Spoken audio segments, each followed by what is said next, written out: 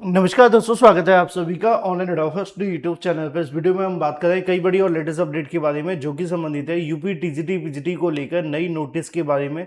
UP TGT PGT को लेकर एक नई नोटिस यहां पर जारी की गई है उत्तर प्रदेश शिक्षा सेवा चयन आयोग के माध्यम से। साथ ही साथ अगर बात की जाए 15,000 छात्रों की, जो खासकर टीजीटी वाले अभ्यर्थी हैं, टीजीटी छात्रों की जो ओएमआर है उनको रद्द कर दिया गया है। नंबर ज्यादा लेकिन फिर भी बाहर। डिटेल में बात करेंगे, साथ ही साथ बात करेंगे 24,000 यूपी टीजीटी पीजीटी को लेकर बड़े झटके के बारे में। अब इस महीने 24,000 टीजीटी पीजीटी भर्ती को लेकर डिटेल में बात करें उससे पहले चैनल को सब्सक्राइब करके बेल आइकन को दबा लेना और वीडियो को लाइक कर देना, जिससे कि आपको रियल ऑथेंटिक जानकारियों के नोटिफिकेशन ऑनलाइन अडोफर्स्ट यूट्यूब चैनल के माध्यम से मिलते रहें। सीधे शुरुआत करते हैं मुद्दे की और बड़ी अपडेट के साथ, जो कि संबंधित है टीजीटी पीजीटी को लेकर तीन बड़ी जानकारियों के बारे में। पहला है नोटिस, दूसरा है 15,000 टीजीटी छात्रों की ओएमआर के बारे में और तीसरा है 24,000 यूपी टीजीटी पीजीटी को लेकर। अगर बात की जाए तो यहाँ पर एक बड़ी अपडेट आप सभी के सामने निकल कर आ रही है और ये अपडेट है टीजीटी वाले अभ्यर्थियों को डबल झटका लगा है। जी हाँ, टीजीटी वाले जो अभ्यर्थी हैं उनको एक डबल झटका क्यों लगा है, मैं आपको बता दूं कि आप जानते हैं उत्तर प्रदेश शिक्षा सेवा चयन आयोग ने टीजीटी पीजीटी 2022 की परीक्षा आयोजित की थी, लेकिन परीक्षा आयोजन हो जाने के बाद में बड़ी संख्या में ऐसे अभ्यर्थी थे जो रिजल्ट आने के बाद संतुष्ट नहीं थे। कई ऐसे अभ्यर्थी वे थे जिन्होंने इस बात को लेकर सवाल खड़े किए थे कि उनके नंबर ज़्यादा होने के बावजूद भी उनको शॉर्टलिस्ट नहीं किया गया है। और इस मामले पर जब विवाद बढ़ा तो आयोग के माध्यम से बड़ा ही महत्वपूर्ण स्पष्टीकरण भी जारी कर दिया गया है। यहाँ पे आपको आज ही के अलग अलग समाचार पत्रों में भी जानकारी देखने के लिए मिली कि टीजीटी भर्ती की तकरीबन अगर बात की जाए तो 14,000 से ज़्यादा ओएमआर निरस्त कर दी गई हैं। असल में अगर बात की जाए टीजीटी को लेकर 3,539 पदों के लिए भर्ती 3-4 जून को आयोजित की गई थी। 14,000 से ज़्यादा ओएमआर आधारित उत्तर पत्रक को निरस्त कर दिया गया है।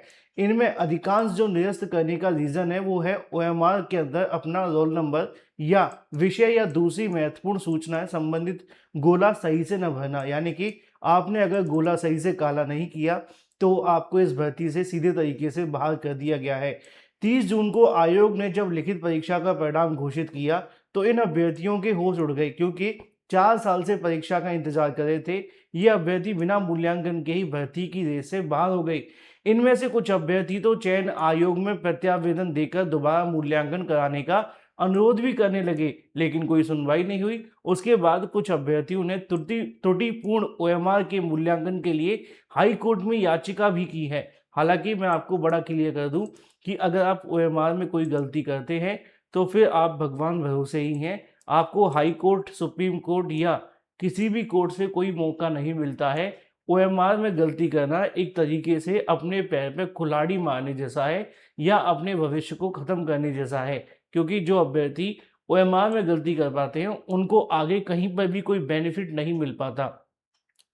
उप सचिव डॉक्टर संजय सिंह का कहना है कि अभ्यर्थियों को निर्देशित किया गया था कि ओएमआर में भरी गई सूचनाएं व्हाइटनर, ब्लेड या रबर जैसी आदि चीजों से मिटाना प्रतिबंधित है। यदि उत्तर पत्रक में गोले सही से काला नहीं किया जाता तो कोई भी सूचना त्रुटिपूर्ण भरी जाती है और उस ओएमआर का मूल्यांकन नहीं किया जाता और उसके लिए अभ्यर्थी स्वयं उत्तरदायी होता है। अब किसी प्रकार का प्रत्यावेदन पर विचार नहीं किया जाएगा। गौरतलब है कि परीक्षा के लिए तकरीबन 8,68,000 अभ्यर्थी पंजीकृत थे, जिसमें से 4,34,000 अभ्यर्थियों ने परीक्षा को दिया था।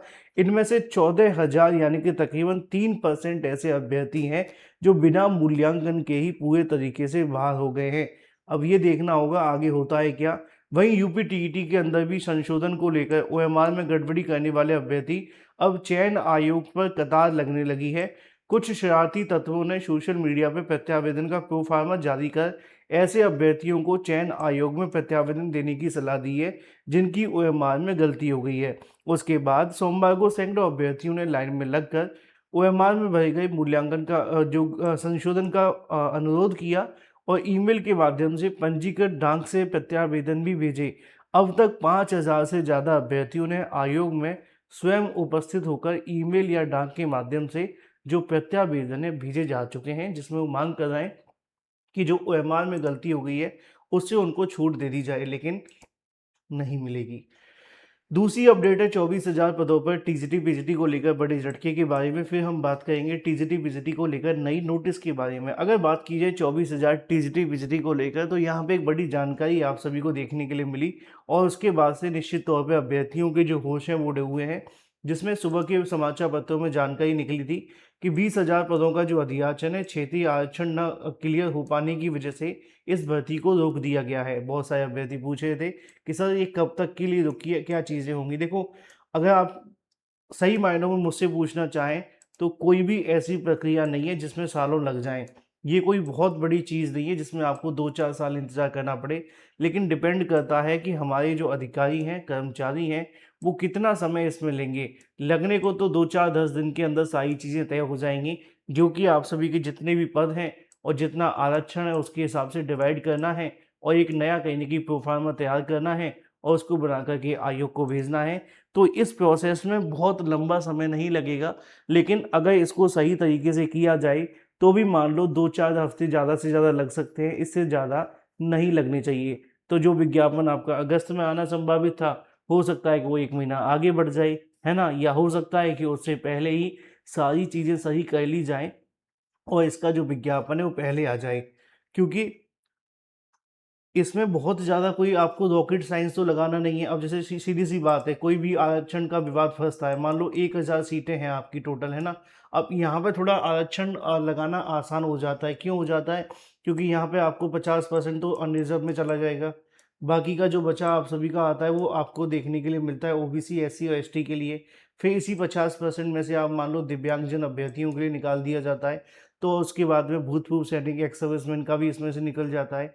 इसके अलावा यहाँ सब्जेक्ट अलग-अलग हैं, थोड़ा-सा मुश्किल होगा निकालने में, क्योंकि अलग-अलग सब्जेक्ट के अलग-अलग पद होंगे, मेल का अलग होगा, फीमेल का अलग होगा। तो ये थोड़ी कैलकुलेशन बेस्ड रहेगा, लेकिन ऐसा नहीं है कि बहुत लंबा समय लग जाएगा। आज के समय में एआई का ज़माना है, बहुत कुछ संभव हो सकता है, तो ज़्यादा समय नहीं लगना चाहिए। हाँ, अगर समय लगा वो अलग बात है, लेकिन लगना नहीं चाहिए। जो टेक्निकल बात है वो आपके सामने है। बात कर लेते हैं अपनी अगली अपडेट के बारे में। शिक्षा सेवा चयन आयोग ने आज की तारीख में एक नोटिस जारी किए। लिखा हुआ है, उत्तर प्रदेश शिक्षा सेवा चयन आयोग 24/7/2026 के क्रम में उत्तर प्रदेश शिक्षा सेवा चयन आयोग ने आयोग के संज्ञान में आया है कि कुछ व्यक्तियों के द्वारा पीजीटी और टीईटी में और इसके अलावा टीजीटी में परीक्षाओं के संबंध में ओएमआर सीट उत्तर कुंजी कट ऑफ प्राप्तांक के बारे में अभ्यर्थियों के द्वारा जाकर प्रार्थना पत्र देने के लिए उकसाया गया है और भ्रमित किया जा रहा है। एआई के माध्यम से अभिलेख तैयार किए जाने के तथा धन के लेन-देन में संबंधी भ्रामक अप्रामाणिक सूचनाएं प्रसारित की जा रही हैं। आयोग स्पष्ट करता है कि चाहे वो पीजीटी का हो या इसके अलावा कोई और परीक्षा का परिणाम घोषित किया जा चुका है। सभी अभ्यर्थियों को प्राप्तांक तथा चयनित अभ्यर्थियों के लिखित परीक्षा के अंक और इसके अलावा जो आपके इंटरव्यू के अंक और अंतिम प्राप्तांक आयोग ने पृथक-पृथक प्रदर्शित कर दिए हैं। अतः ऐसी भ्रामक और निराधार सूचनाओं पर विश्वास ना करें।